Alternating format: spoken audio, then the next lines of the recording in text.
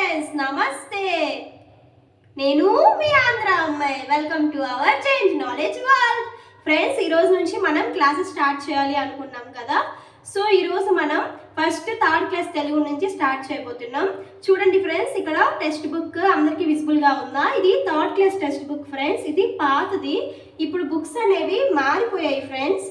ఒక semester 1 semester 2 ఇట్లా ఇచ్చారు ఫ్రెండ్స్. చూడండి, ఇక్కడ తెలుగు తోట అని ఉంది చూడండి ఫ్రెండ్స్. ఇందులోనే తెలుగు ఇంగ్లీష్ రెండు ఒకే బుక్లో ఇవ్వడం జరిగింది ఫ్రెండ్స్. సో మనం ఇప్పుడు సెమిస్టర్ 1 కోసం నేర్చుకుందాం. ఫస్ట్ ఇక్కడ చూడండి, ఆశించిన అభ్యసన ఫలితాలు అని ఉంది కదా ఫ్రెండ్స్. ఇదేంటంటే పిల్లవాళ్ళు ఈ టెక్స్ట్ బుక్ ద్వారా సాధించాల్సిన విద్యా ప్రమాణాలు అన్నమాట. మొత్తం ఇక్కడ 7 ఉన్నాయి ఫ్రెండ్స్. అందులో ఫస్ట్ వినడం, ఆలోచించి మాట్లాడడం. వినడం, ఆలోచించి మాట్లాడడం అంటే ఏంటి? వాళ్ళు విన్నవి, చూసినవి, చదివిన అంశాలను ఒక క్రమ పద్ధతిలో పెట్టుకొని సొంత మాటల్లో చెప్పగలగాలన్నమాట. ఫర్ ఎగ్జాంపుల్ గేయాలు కానీ, పాటలు, కథలు, సంభాషణలు, చిత్రాలు, వాటి యొక్క పాత్రలు, వాటిని స్వేచ్ఛగా వాటి కోసం మాట్లాడగలగాలి. అలాగే ప్రశ్నించాలి, చర్చించాలి. వాటినే మనం వినడం, ఆలోచించి మాట్లాడడం అనే సామర్థ్యం అనేది పిల్లల్లో పెంపొందుతుంది అనమాట. నెక్స్ట్ చదవడం, వ్యక్తపరచడం. ఇందులో ఏంటంటే గేయం, కథ, సంభాషణ, కథనం, పద్యం వంటి ప్రక్రియ రూపాలు ధారాళంగా చదవాలన్నమాట. వాటి గురించి సంభాషించాలి, రాయాలి. వాళ్ళ యొక్క చదివిన అంశం గురించి అర్థం చేసుకోవాలి, వాళ్ళు సొంత మాటల్లో చెప్పాలి, అలాగే వాటి కోసం రాయాలి అనమాట. అది చదవడం, వ్యక్తపరచడం. నెక్స్ట్ పదజాలంకి వచ్చేసరికి నూతన పదాలను సందర్భోచితంగా సొంత వాక్యాలను ఉపయోగించాలి. ఇప్పుడు ఎక్కడైనా కొత్త పదాలు కనిపిస్తాయి కదా ఫ్రెండ్స్, ఆ పదాలను వాళ్ళు ఎక్కడైనా సరే ఏదైనా సంభాషణ వచ్చేటప్పుడు కానీ అలాంటప్పుడు వాళ్ళు ఓన్గా అది యూజ్ చేసేలాగా ఉండాలి. ఫర్ ఎగ్జాంపుల్ భాషా క్రీడల ద్వారా సందర్భోచితంగా పదాలను రాయాలి. ఓకేనా ఫ్రెండ్స్? నెక్స్ట్ స్వీయ రచన. వాళ్ళు విన్నవి, చదివినవి, తెలిసిన అంశాల గురించి సొంతంగా రాయాలి ఫ్రెండ్స్. తప్పులు లేకుండా విరామ చిహ్నాలు ఉపయోగించి క్రమ పద్ధతిలో రాయాలి. అది స్వీయ రచన. నెక్స్ట్ సృజనాత్మకత వచ్చేటప్పటికి ఇక్కడ గేయాలను, కథలను పొడిగించాలి. అంటే ఉన్న గేయాన్నే వాళ్ళు సొంతంగా ఇంకా క్రియేట్ చేసి రాయాలి ఫ్రెండ్స్. కథను ఊహించి రాయడం, సంభాషణ మొదలైన వాటిని రాయాలన్నమాట ఇందులో. ఫర్ ఎగ్జాంపుల్ మనం బుర్రకథ అభినయం చేయడం, పొడుపు కథలు తయారు చేయడం, పద్యం రాయడం వంటి సృజనాత్మక రచనలు చేయగలగాలి ఫ్రెండ్స్. అది సృజనాత్మకత. ఇక్కడ ప్రశంసకు వచ్చేటప్పటికి ఇతర రచనల్లోని భాషను, ఇతరుల ఆలోచనలను, భావోద్వేగాలను, సంస్కృతి సాంప్రదాయాలను, భాషా శైలిని గౌరవించగలగాలి. ఇతరులు చేసిన మంచి పనులను, వారి విజయాలను కూడా అభినందించేటట్టు పిల్లవాళ్ళు ఉండాలి. సో అట్లా చేస్తే అది ప్రశంస అవుతుందన్నమాట. నెక్స్ట్ భాషాంశాలు. పద్యాలలోని హ్రస్వ దీర్ఘాక్షరాలు, అల్పప్రాణ, మహాప్రాణ అక్షరాలు ఉంటాయి కదా ఫ్రెండ్స్. అవి స్పష్టంగా పలకడంలో తేడాను గుర్తించాలన్నమాట. ఓకేనా? ఫర్ ఎగ్జాంపుల్ మనకి పారిభాషిక పదాలను తెలుసుకొని ఉపయోగించాలి. వీటి కోసం మనం క్షుణ్ణంగా ముందు క్లాసెస్లో నేర్చుకుంటాం. ఇది ఇప్పుడు ఎందుకు చెప్తున్నాను అంటే మన టెట్కి ఇట్లా అప్లికేషన్ బిట్స్ అనేవి రావడం జరుగుతుంది కదా, వీటి కోసం అడుగుతున్నారు ఫ్రెండ్స్. ఒకసారి మీకు తెలియజేయడం కోసం నేను ఇక్కడ చెప్పడం జరిగింది. ఇప్పుడు మనం క్లాసెస్లోకి వెళ్ళిపోదాం. చూడండి ఫ్రెండ్స్, ఇక్కడ సెమిస్టర్ 1 అని చెప్పాను కదా. ఇక్కడ తెలుగు తల్లి, అదే ఫ్రెండ్స్ పాఠం పేరేంటి? తెలుగు తల్లి. ఇతివృత్తం దేశభక్తి, ప్రక్రియ గేయం.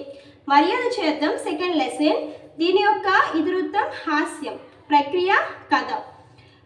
నెక్స్ట్ థర్డ్ లెసన్ మంచి బాలుడు, ఇతివృత్తం సహానుభూతి, ప్రక్రియ గేయ కథ. ఫోర్త్ లెసన్ నా బాల్యం, ఇతివృత్తం కళలు, ప్రక్రియ ఆత్మకథ. ఫిఫ్త్ లెసన్ పొడుపు విడుపు, ఇతివృత్తం భాషాభిరుచి, ప్రక్రియ సంభాషణ.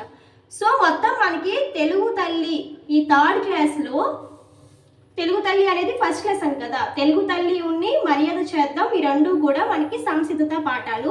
మొత్తం మనకి 9 లెసన్స్ ఉంటాయి ఫ్రెండ్స్. సెమిస్టర్ 1లో మనకి 5 లెసన్స్ ఇవ్వడం జరిగింది. సెమిస్టర్ 2లో మిగతా 4 లెసన్స్ ఉంటాయి ఫ్రెండ్స్. ఓకే, మనం ఇప్పుడు ఫస్ట్ లెసన్ని చూసేద్దామా?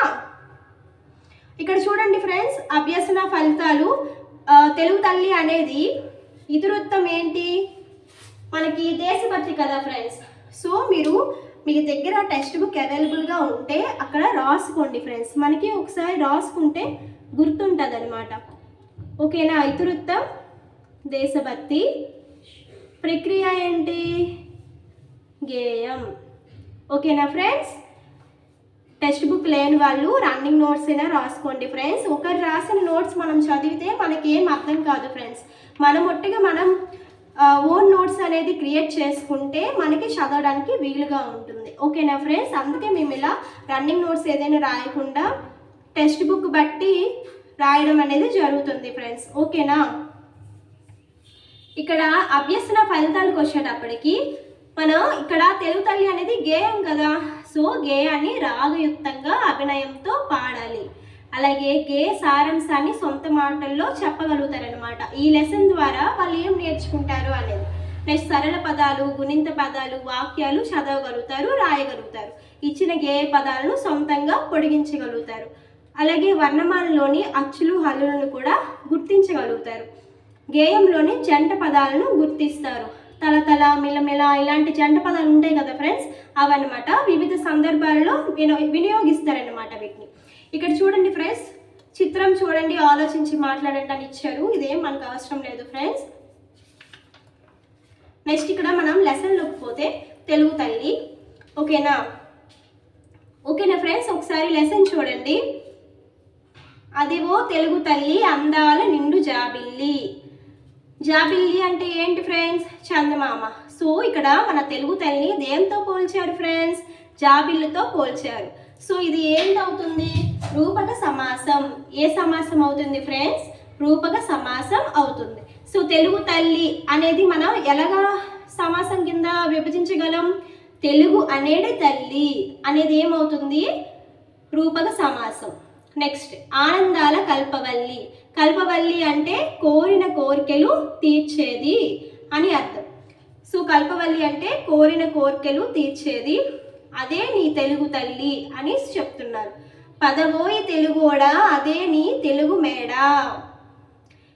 ఇక్కడ మనల్ని ఇక్కడ ప్రజల్ని ఎలాగా పోల్చారు? తెలుగోడా అనే పదంతో పోల్చారు. సంఖ్యలు లేని నేల సంతోష చంద్రశాల. సో చంద్రశాల అంటే చలువరాతి మేడ అని అర్థం. కనవోయి తెనుంగురేడ అదే నీ అనుంగు నేల. కనవోయి అంటే చూడబోయి అని, అనుంగు అంటే ప్రియమైన. ఫ్రెండ్స్ ఒకసారి మళ్ళీ చూసుకుందామా? నిండు జాబిల్లి అంటే చందమామ. కల్పవల్లి అంటే ఏమని చెప్పాను ఫ్రెండ్స్? కోరిన కోరికలు తీర్చేది. నెక్స్ట్ మన ప్రజల్ని ఎలా పోల్చారు? తెలుగోడాతో పోల్చారు. తర్వాత సంఖ్యలు లేని నేల సంతోష చంద్రశాల. చంద్రశాల అంటే చలువరాతి మేడ. ఓకేనా ఫ్రెండ్స్. తెనుంగు అంటే ఇక్కడ తెలుగు అని, కనబోయి అంటే చూడబోయి, అదే నీ అనుంగు నేల. అనుంగు అంటే ప్రియమైన, ప్రియమైన నేల అని చెప్తున్నారు ఫ్రెండ్స్. అదిగో సుదూర నేల అని సుదూర అంటే చాలా దూరం. ఫ్రెండ్స్ ఇక్కడ మీకు పెన్సిల్తో రాస్తున్నాను, కనిపిస్తుందో లేదో ఒకసారి చూడండి. కనిపించకపోతే నా వాయిస్ బట్టి రాసుకోండి. ఇది స్కూల్ పిల్లలది ఫ్రెండ్స్ బుక్స్. సో పెన్తో రాస్తే వాళ్ళ టీచర్స్ కోపం అవుతారు కదా. సో అందుకే ఇట్లా మేము పెన్సిల్తో రాస్తున్నాము. ఏమనుకోవద్దు ఫ్రెండ్స్, కనిపించకపోతే నా వాయిస్ బట్టి రాసుకోండి. చనబోయి అంటే వెళ్ళబోయి. ఓకేనా. పదబోయి నిర్భయంగా. నిర్భయంగా అనేది ఏ సంధి అవుతుందో చూడాలి ఫ్రెండ్స్. మనం పద్యమే కదా, ఒక పాటే కదా, గేయమే కదా అని ఏది కూడా ఇట్లా విడిచిపెట్టేయకూడదు ఫ్రెండ్స్. అట్లా విడిచిపెట్టేస్తే దీంట్లో ఉండే పదాలనే మనకి ఇస్తారు ఫ్రెండ్స్. కాబట్టి మీరు ఎవరు కూడా దీన్ని నెగ్లెక్ట్ చేయకూడదు. సో నిర్భయంగా కదా ఫ్రెండ్స్. దీన్ని మనం ఎలా రాయొచ్చు అంటే నిర్ ప్లస్ భయం ఇట్లా రాయొచ్చు. సో ఇది ఏ సంధి అవుతుంది అంటే విసర్గ సంధి. ఏ సంధి ఫ్రెండ్స్? విసర్గ సంధి. అలాగే పదబోయి నిశ్చయంగా. నిర్భయంగా అంటే భయం లేకుండా, నిశ్చయంగా అంటే తప్పకుండా, నమ్మకంగా అని. తప్పకుండా, నమ్మకంగా. నిర్భయంగా అంటే భయం లేకుండా. ఓకేనా ఫ్రెండ్స్? ఇక్కడ నిశ్చయంగా కూడా మనకి సేమ్ విసర్గ సందే ఫ్రెండ్స్. చూడండి ఒకసారి, నిశ్చయం ఇట్లా రాసుకుంటారు, విసర్గ సందే.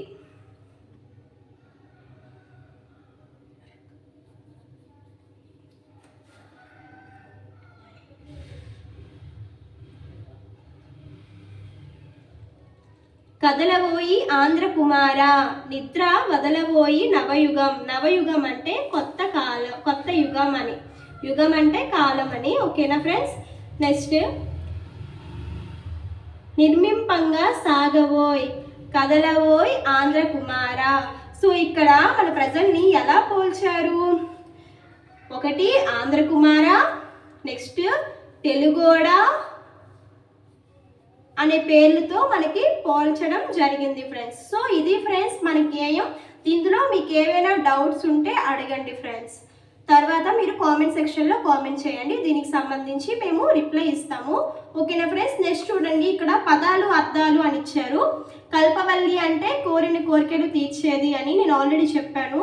జాబిల్లి చందమామ, తెనుంగు తెలుగు, చంద్రశాల చలువ రాతి మేడ, కనబోయి చూడబోయి, రేడు రాజు, అనుంగు ప్రియమైన, సుదూరం చాలా దూరం, చనబోయ్ వెళ్ళబోయ్, నవయుగం కొత్త కాలం, నిర్భయంగా భయం లేకుండా, నిశ్చయంగా నమ్మకంగా తప్పనిసరిగా. ఇది ఫ్రెండ్స్ అర్థాలు. నెక్స్ట్ ఇక్కడ గే సారాంశం ఇచ్చారు. నేను ఆల్రెడీ గేయంలో మీకు చెప్పాను ఫ్రెండ్స్, అవేం అవసరం లేదు, బట్ మీరు ఒకసారి చూడాలనుకుంటే చూడొచ్చు. నెక్స్ట్ ఇక్కడ శ్రీరంగం శ్రీనివాసరావు మన కవి ఎవరు అంటే, ఓకే చూడండి ఫ్రెండ్స్, ఇక్కడ కవి పరిచయం. మనకి తెలుగు తల్లి రాసిన కవి ఎవరు అంటే శ్రీరంగం శ్రీనివాసరావు. ఇతని జననం 1910 ఫ్రెండ్స్, మరణం 1983. ఇతను శ్రీశ్రీగా ప్రసిద్ధి చెందారనమాట, శ్రీరంగం శ్రీనివాసరావు గారు. ఇక్కడ చూడండి, శ్రీశ్రీగా ప్రసిద్ధి చెందిన శ్రీరంగం శ్రీనివాసరావు ఈయన ఒక మహాకవి, అభ్యుదయ యుగకర్త, కథకులు, నాటకకర్త, విమర్శకులు, అనువాదకులు. మహాప్రస్థానం తెలుగు కవిత్వాన్ని ఒక మలుపు తిప్పిన రచన. ఇది చాలా చాలా చాలా ఇంపార్టెంట్ ఫ్రెండ్స్. మహాప్రస్థానం అనేది ఏ రచన అతనికి ఒక మలుపు తిప్పిన రచన అని అడుగుతారు ఫ్రెండ్స్. తెలుగు కవిత్వాన్ని మలుపు తిప్పిన రచన ఏది అంటే మహాప్రస్థానం. ఈయనవి ఇతర రచనలు కూడా ఉన్నాయి. మరో ప్రస్థానం, ఖడ్గ సృష్టి అనేది ఈయన యొక్క ఇతర రచనలు. నెక్స్ట్ అనంతం అనేది వీరి యొక్క స్వీయ చరిత్ర. అనంతం అనేది వారి యొక్క స్వీయ చరిత్ర. ఇక్కడ చూడండి ఫ్రెండ్స్, ఇవి చేయండి, వినడం, ఆలోచించి మాట్లాడడం, ఇవన్నీ పిల్లలకి ఫ్రెండ్స్ మనకు అవసరం లేదు. నెక్స్ట్ తల్లి భారతి వందనము. ఇది చూడండి ఫ్రెండ్స్, ప్రతి లెసన్కి కూడా ఒక స్టార్టింగ్లో ఒక పాఠం ఉంటుంది. తర్వాత సంసిద్ధత పాఠం, మనకి తెలుగు తల్లి కదా ఒక పాఠం ఉంటుంది. దాని తర్వాత ఈ మాసపు పాట అని ఒక పాట ఇవ్వడం జరుగుతుంది. నెక్స్ట్ ఈ మాసపు కథ అని ప్రతి లెసన్కి కూడా థర్డ్ క్లాస్లో ఉంటుంది ఫ్రెండ్స్. ఇక్కడ మనం ఇప్పుడు ఈ మాసపు పాట చూసుకుందాం. తల్లి భారతి వందనము.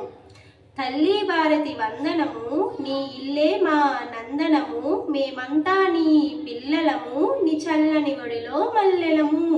తల్లి భారతి వందనము, నీ ఇల్లే మా నందనము, చదువులు బాగా చదివెదమమ్మ, జాతి గౌరవం పెంచెదమమ్మ, తల్లిదండ్రులను గురువులను ఎల్లవేళలా కొలిచెదమమ్మ. తల్లి భారతి వందనము, నీ ఇల్లే మా నందనము, కులమదం భేదం మరిచెదము, కలతలు మాని వెలిగెదము, మానవులంతా సమానమంటూ మమతను సమతను పంచెదము. తల్లి భారతి వందనము, నీ ఇల్లే మా నందనము, తెలుగు జాతికి అభ్యుదయం, నవభారతికి నవోదయం, భావి పౌరులం మనం మనం, భారత జనులకు జయం జయం. తల్లి భారతి వందనము, నీ ఇల్లే మా నందనము. ఇది ఫ్రెండ్స్ తల్లి భారతి వందనము పాట.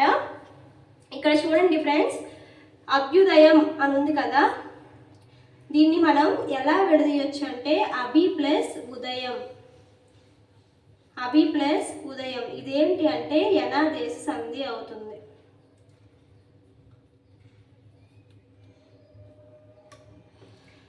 యా వా రా ఇలాంటివి వీటిని ఎన్నులు అంటాం ఫ్రెండ్స్.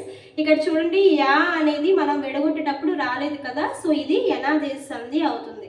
నవోదయం, నవోదయంని ఎలా విడదీయొచ్చు? నవ ప్లస్ ఉదయం. ఏ ఓ ఆర్లు అనేవి వస్తే దాన్ని ఏంటి? ఏ ఓ ఆర్ ఇవి వస్తే వాటిని గుణసంధి అంటారు. ఓకేనా? గుణసంధి. సో నవోదయం అనేది గుణసంధి, అభ్యుదయం అనేది యనాదేశ సంధి. ఇంతే ఫ్రెండ్స్, ఇందులో ఇంకా ఇంపార్టెంట్ ఏం లేవు. ఇక్కడ చూడండి కవిపరిచయం ఇచ్చారు. ఈ తల్లి భారతి వందనం రాసింది ఎవరు అంటే దాశరథి కృష్ణమాచార్యులు. ఈయన యొక్క జననం 1925, మరణం 1987. నిజం నిరంకుశత్వం మీద ధిక్కార స్వరం వినిపించిన కవి. నిజాం రాచరికం నుంచి తెలంగాణ విమోచనకు మేల్కొల్పు పాడిన వారు ఎవరు అంటే మన దాశరథి కృష్ణమాచార్యులు. ఈయనది ఇది ఇంపార్టెంట్ ఫ్రెండ్స్. పద్యాన్ని పాటని కూడా సమానంగా నిర్వహించిన కవి ఎవరు అంటే దాశరథి కృష్ణమాచార్యులు. ఇది ఇంపార్టెంట్ ఫ్రెండ్స్, అడుగుతారు టెట్లో కానీ డిఎస్సిలో కానీ, కాబట్టి ఒకసారి చదువుకోండి ఫ్రెండ్స్. ఈయన యొక్క రచనలు చూస్తే అగ్నిధార, రుద్రవీణ, మహోంద్రోదయం, తిమిరంతో సమరం మొదలైనవి ఆయన యొక్క రచనలు అన్నమాట. మళ్ళీ చూడండి ఫ్రెండ్స్, అగ్నిధార, రుద్రవీణ, మహోంద్రోదయం, తిమిరంతో సమరం. ఈయన యొక్క స్వీయ చరిత్ర ఏంటి అంటే యాత్రా స్మృతి. ఏంటి ఫ్రెండ్స్? యాత్రా స్మృతి. ఈయన ఆంధ్రప్రదేశ్ రాష్ట్ర ఆస్థాన కవిగా ఉన్నారు. ఏ స్టేట్కి ఆస్థాన కవిగా ఉన్నారు ఫ్రెండ్స్? మన ఏపీకే ఈయన ఆస్థాన కవిగా ఉన్నారు. ఎవరు? దాశరథి కృష్ణమాచార్యులు. వీరి యొక్క స్వీయ చరిత్ర ఏంటి? యాత్రా స్మృతి. వారి యొక్క రచనలు ఏంటి? అగ్నిధార, రుద్రవీణ, మహోంద్రోదయం, తిమిరంతో సమరం. ఇంకా మీకు చూడండి ఫ్రెండ్స్, లెసన్లో మనకి ఒక స్వీయ చరిత్ర వచ్చింది. శ్రీశ్రీ గారి యొక్క స్వీయ చరిత్ర ఏంటి? అనంతం. ఓకేనా ఫ్రెండ్స్? అనంతం అనేది శ్రీశ్రీ గారి స్వీయ చరిత్ర. యాత్రా స్మృతి అనేది దాశరథి కృష్ణమాచార్యుల వారి స్వీయ చరిత్ర. ఓకేనా ఫ్రెండ్స్? నెక్స్ట్ చూడండి ఐకమత్యం. ఐకమత్యం ఏంటి అంటే రామాపురం అనే గ్రామంలో ఒక రైతు ఉండేవాడు. అతనికి 3 కొడుకులు. ఎంతమంది కొడుకులు? 3. వారు చిన్నప్పుడు కలిసిమెలిసి పెరిగారు. కానీ పెద్దవాళ్ళు అయ్యే కొద్దీ వారిలో వారు కలహించుకోవడం మొదలుపెట్టారు. తండ్రి కలిసిమెలిసి ఉండమని వాళ్ళకి ఎప్పుడు చెప్తూ ఉండేవాడు. అయినా వాళ్ళలో ఎలాంటి మార్పు రాలేదు. అప్పుడు వాళ్ళలో మార్పు తేవడం ఎలా అని తండ్రి ఆలోచించాడు. ఒకరోజు వాళ్ళతో కొన్ని పుల్లలు తెప్పించాడు. వాటిని కట్టగా కట్టమని చెప్పాడు. మొదటి కొడుకును పిలిచాడు. పుల్లల కట్టను విరవమన్నాడు. ఇట్లా విరిచేయమన్నాడు అనమాట. అతను విరవలేకపోయాడు. రెండవ కొడుకును పిలిచాడు. పుల్లల కట్టను విరవమన్నాడు. అతను కూడా విరవలేకపోయాడు. చివరిగా 3వ కొడుకును పిలిచాడు. పుల్లల కట్టను విరవమన్నాడు. పుల్లల కట్టను విరవడం అతని వల్ల కూడా కాలేదు. తండ్రి 3 కొడుకులను దగ్గరకు పిలిచాడు.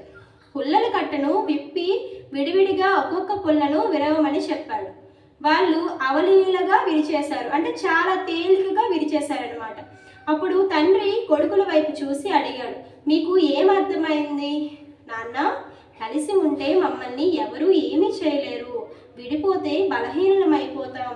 నాన్న, ఇక కలిసి ఉంటాం, ఎప్పుడూ కలహించం అన్నారు కొడుకులు. తండ్రి కూడా ఆ మాటలకి సంతృప్తి చెందాడనమాట. ఈ ఐకమత్యం అనేది లియో టాల్స్టాయ్, దీని యొక్క కవి ఎవరు అంటే లియో టాల్స్టాయ్. ఇతను 1828 జననం, 1910 మరణం. ఈ కథకు టాల్స్టాయ్ కథ ఆధారం. లియో టాల్స్టాయ్ ప్రపంచ ప్రసిద్ధి పొందిన రష్యన్ కథకులు, నవలాకరులు. ఇతను రష్యన్ కథకులు మరియు నవలాకరుడు. యుద్ధం, శాంతి, అనా కెరినానా వంటి గొప్ప నవలలు రచించారు. వీరి యొక్క నవలలు ఏంటి ఫ్రెండ్స్? యుద్ధం, శాంతి, అనా కెరినేనా. ఓకేనా ఫ్రెండ్స్? ఇది ఫ్రెండ్స్ మన ఫస్ట్ లెసన్. ఇంకా మనం సెకండ్ లెసన్ చూసుకుందామా? ఈ మర్యాద చేద్దాం అనేది కూడా మనకి సంసిద్ధత పాఠం. ఇక్కడ అభ్యసన ఫలితాలు ఏంటి? హాస్య కథను చదివి సొంతంగా చెప్పగలరు, రాయగలరు. పాఠం ఆధారంగా ప్రశ్నలకు జవాబులు చెప్పగలరు, రాయగలరు. అలాగే పదాలకు అర్థాలు తెలుసుకొని నూతన వాక్యాలు చెప్పగలరు, రాయగలరు. ఆధారాలతో పట్టికలను పూరించగలరు. ఆధారాలతో చిత్రాలు గీసి రంగులు వేసి దాని గురించి సొంత మాటల్లో రాయగలరు. సాటి వారిని ఎలా గౌరవించాలో తెలుసుకొని ఆచరించగలరు. పాఠంలోని నూతన పదాలను సందర్భోచితంగా వినియోగిస్తారు. ఇవన్నీ కూడా ఈ లెసన్ ద్వారా పిల్లలు ఈ అభ్యసన ఫలితాలను పొందుతారని ఇక్కడ ఇచ్చారు ఫ్రెండ్స్. ఇక్కడ చూడండి, ఒక చిత్రం ఇచ్చారు, క్వశ్చన్స్ ఇచ్చారు. ఇవేమీ అవసరం లేదు మనకి. నెక్స్ట్ మనం లెసన్లోకి వెళ్ళిపోదాం. చూడండి ఫ్రెండ్స్, ఇక్కడ మర్యాద చేద్దాం. పూర్వం కళింగ రాజ్యంలో పరమానందయ్య అనే పండితుడు ఉండేవాడు. ఎవరు పండితుడు? ఒక పండితుడు ఉండేవారు. ఆ పండితుడి పేరేంటి? పరమానందయ్య. ఆయనకి 12 మంది శిష్యులు. ఎంతమంది శిష్యులు ఫ్రెండ్స్? 12 మంది శిష్యులు. వారు చాలా అమాయకులు. వయసు పెరిగినా వారికి బుద్ధి పెరగలేదు. వారు చేసే పనులు కోపంతో పాటు నవ్వు తెప్పిస్తుంటాయి. ఒకరోజు పరమానందయ్య గారు భార్యతో కలిసి గుడికి వెళ్ళారు. అదే సమయంలో పొరుగురు నుండి పేరయ్య అనే పండితుడు వచ్చాడు. ఎవరు వచ్చారు? పేరయ్య. వస్తూనే ఏమని పిలిచాడు? ఓయ్ పరమానందం, ఒరే పరమా అంటూ కేకలు వేశాడు. ఆ కేకలు విన్న శిష్యులకు విపరీతమైన కోపం వచ్చింది. తమ గురువు గారిని ఓయ్ ఒరే అంటాడా అనుకున్నారు. అంతే, ఆయన్ని ఇంట్లో స్తంభానికి కట్టేశారు. కట్టడానికి కర్రల కోసం ఇద్దరు బయటికి వెళ్ళారు.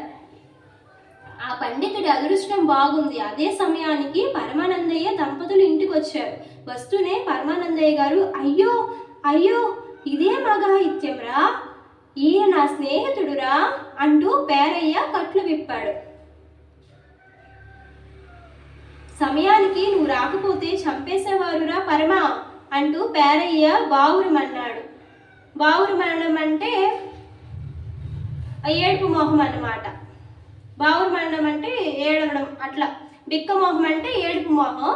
బావురుమనడం అంటే ఇక్కడ ఇచ్చి ఉంటారు చూడండి ఫ్రెండ్స్. బావురుమనడం బోరున ఏడవడం అనమాట. బోరున ఏడవడం. శిష్యులు బిక్క మొహం వేశారు అంటే ఏడుపు మొహం వేశారు. పరమానందయ్య గారు, పాపం వీళ్ళకేమీ తెలీదు, ఒట్టి అమాయకులు, వారిని క్షమించు అన్నాడు. పేరయ్య పరమానందయ్య దంపతులను పెళ్లికి పిలిచి వెళ్ళిపోయాడు. అప్పుడు పరమానందయ్య శిష్యులను పిలిచి కోప్పడి, ఒరే మన ఇంటికి వచ్చే అతిథుల్ని గౌరవించి మర్యాదలు చేయాలి అని చెప్పాడు. శిష్యులు సరేనని తలలూపారు. పరమానందయ్య గారు భార్యతో కలిసి పేరయ్య కూతురు పెళ్లికి పొరుగురు వెళ్ళారు. అదే అదునుగా ముగ్గురు దొంగలు ఆ రాత్రి పరమానందయ్య గారి ఇంటికి దొంగతనానికి వచ్చారు. ఇంటికి కన్నం వేయటం మొదలు పెట్టారు. ఆ అలికిడికి శిష్యులకు మెలకువ వచ్చింది. శిష్యుల్లో ఒకడు, ఒరే పెద్ద మనుషులరా, అతిథి దేవుళ్ళు ఇంట్లోకి దూరి వస్తున్నారు, బాగా మర్యాద చేద్దాం అన్నాడు. వాళ్ళు లోపలికి దూరి వస్తున్నా ఒక్కొక్కరిని లోపలికి లాగారు. ఎవరూ లేరని ఇంట్లో చొరబడిన దొంగలు ఆ 12 మంది శిష్యులను చూసి మొదట భయపడ్డారు. తరువాత వారి అమాయకత్వాన్ని గ్రహించారు. చప్పుడైతే ఊరి జనాలు నిద్రలేస్తారని మౌనంగా ఉన్నారు. శిష్యులు గురువుగారి మాటలు గుర్తించుకున్నారు. అతిథుల పూజ మొదలు పెట్టారు. ఇద్దరు పోయి బిందెలతో నీళ్లు తెచ్చి వాళ్ళ నెత్తిన కుమ్మరించారు. కుమ్మరించడం అంటే ఒక్కసారిగా పోయడం అన్నమాట. ఆ చలికాలపు చన్నీళ్లకు దొంగలు గజగజ వణికారు. మరో ఇద్దరు అలంకరించడానికి పసుపు కుంకుమ గంధం తెచ్చి పూశారు. కళ్ళ నిండా పసుపు కుంకుమ పడి మండటంతో దొంగలు మూలగటం మొదలుపెట్టారు. శిష్యులు సాంబ్రాణి తెచ్చి ధూపం వేయసాగారు. ఇల్లంతా పొగలు కమ్మి కిటికీల్లో నుంచి పొగ బయటకు రావడం మొదలైంది. ఆ దారిన పోతున్న రాజభటులు, గురువుగారి ఇల్లు కాలిపోతున్నదిరా అనుకొని గబగబా తలుపులు తోసుకొని లోపలికి వచ్చారు. శిష్యుల చేతిలో చిత్రహింసలు పడుతున్న వారిని దొంగలుగా గుర్తించారు. వెంటనే వారిని బంధించి రాజుగారి దగ్గరికి తీసుకొని వెళ్ళారు. మరుసటి రోజు వచ్చిన గురువుగారు శిష్యుల అమాయకత్వానికి నవ్వుకున్నారు. ఇంటిని దొంగలు దోచుకోకుండా కాపాడినందుకు సంతోషించారు. దొంగలను పట్టించిన పరమానందయ్య గారి శిష్యులను రాజుగారు పిలిపించి ఘనంగా సన్మానించారు. ఇది ఫ్రెండ్స్ పరమానందయ్య గారి శిష్యుల కథ. సో మనకి ముందు చెప్పాను కదా సెకండ్ లెసన్ మర్యాద చేద్దాం. దాని యొక్క ఇతివృత్తం ఏంటి? హాస్యం. ప్రక్రియ ఏంటి ఫ్రెండ్స్? మనం చెప్పాం కదా అక్కడ చూడండి. ప్రక్రియ కథ. ఇది దేంటి? కథ ప్రక్రియకు చెందింది. చూడండి ఫ్రెండ్స్, ఇక్కడ పండితుడు అంటే బాగా చదువుకున్నవాడు, అన్నీ తెలిసినవాడు. జనులు అంటే ప్రజలు. అమాయకత్వం అంటే తెలియనితనం. పొరుగురు అంటే పక్క ఊరు. దంపతులు భార్యాభర్తలు. అఘాయిత్యం చేయకూడని పని. బావురమను అంటే బోరున ఏడవడం. బిక్కమొహం అంటే ఏడుపు మొహం. అతిథులు అంటే అనుకోకుండా ఇంటికి వచ్చిన వారు. మర్యాద అంటే గౌరవం. అలికిడి అంటే శబ్దం. కుమ్మరించడం అంటే ఒక్కసారిగా పోయటం. చిత్రహింసలు అంటే నానా బాధలు. బంధించి అంటే కట్టివేసి. సన్మానించడం అంటే గౌరవించటం. ఘనంగా అంటే గొప్పగా. సో ఇవి చేయండి అని ఇచ్చారు. వినడం, ఆలోచించి మాట్లాడడం. ఇక్కడ కొన్ని క్వశ్చన్స్ ఇచ్చారు, మనకి ఏం అవసరం లేదు ఫ్రెండ్స్. ఇది ఫ్రెండ్స్ సెకండ్ లెసన్. నెక్స్ట్ చూడండి ఫ్రెండ్స్, ఈ మాసపు పాట రేలా రేలా. ఇది ఒక జానపద గేయం ఫ్రెండ్స్. ఒకసారి చూద్దాం మనం. ఈ పాట మనం ఎందుకు పాడాలి అంటే చూడండి ఫ్రెండ్స్, ఇప్పుడు టెట్లోని అంటే కొన్ని లైన్స్ అన్నవి అటు ఇటు తారుమారుగా ఇచ్చి దాన్ని ఒక ఆర్డర్లో పెట్టమనేసి క్వశ్చన్స్ ఇస్తున్నారు ఫ్రెండ్స్. అందుకోసమని మనం ఇది చదవాలి ఫ్రెండ్స్ తప్పకుండా. ఒకసారి చూద్దాము. మీరు ఒకసారి నాతో పాటు అలా పాడుతూ ఉండండి. రేలా రేలా రేలా రేలా రేలా రే రేలా రేలా రేలా రేలా రేలా రే. అడవి తల్లికి దండాలో, మా తల్లి అడవికి దండాలో. అడవి చల్లంగుంటే అన్నానికి కొదవే లేదు. పంట ఇంటికొస్తే పండుగ చేద్దాము. కొండల నుండి కోనల నుండి గోదారమ్మ పరుగులు చూడు, గోదారమ్మ పరుగులు చూడు. వంపులు తిరుగుతూ వయ్యారంగా పెనుగంగమ్మ ఉరకలు చూడు, పెనుగంగమ్మ ఉరకలు చూడు. ఏటిలోన ఊట చూడు, నీటిలోన సుడులు చూడు. అందరికీ అండగా నిలిచే అడవి తల్లి అందం చూడు. రేలా రేలా రేలా రేలా రేలా రే రేలా రేలా రేలా రేలా రేలా రే. కిల కిల కిల కిల రామ చిలుకల పలుకులు చూడు, రామ చిలుకల పలుకులు చూడు. కుహు కుహు కుహు కోయిలమ్మల పాటలు చూడు, కోయిలమ్మల పాటలు చూడు. పావురాల జంట చూడు, పాల పిట్ట పాట చూడు. అందరికీ అందగా నిలిచే అడవి తల్లి అందం చూడు. రేలా రేలా రేలా రేలా రేలా రే రేలా రేలా రేలా రేలా రేలా రే. ఫ్రెండ్స్ ఈ మాసపు కథ ఇక్కడ జింక అనేది ఒక ఈసఫ్ కథ అనమాట. సో జింక ఒకటి నీళ్లు తాగడానికి సెలయేటి దగ్గరకు వెళ్ళింది. నీళ్ళలో తన ప్రతిబింబం చూసుకుంది, అంటే తన రూపం తాను చూసుకుంది. తన కొమ్ములు ఎంత పెద్దవో, ఎంత బాగా ఎదుగుతున్నాయో చూసి మురిసిపోయింది. తర్వాత కాళ్ళు చూసుకుంది. నా కాళ్ళు మాత్రం చీపురు పుల్లల్లా ఉన్నాయి, ఏం బాగాలేవు అనుకుంది. ఇంతలో హఠాత్తుగా ఒక సింహం తన మీదకు దూకబోవటం చూసింది. జింక భయంతో రివ్వున దూసుకుపోయింది, అంటే వేగంగా అక్కడి నుంచి పారిపోయింది అనమాట. అది అలా పారిపోతూ అడవిలో చెట్లు గుబురుల్లోకి వెళ్ళిపోయింది. దాని అందమైన కొమ్మలకు తగులుకొని ఇరుక్కుపోయాయి. సింహం దగ్గరకు వచ్చేస్తుంది. జింక కొమ్ములు వదిలించుకోవడానికి ఎంతో ప్రయత్నం చేసింది, అయినా సరే వదిలించుకోలేకపోయింది. అదృష్టవశాత్తు సింహం మీద పడే లోపలే కొమ్ములు బయటపడ్డాయి.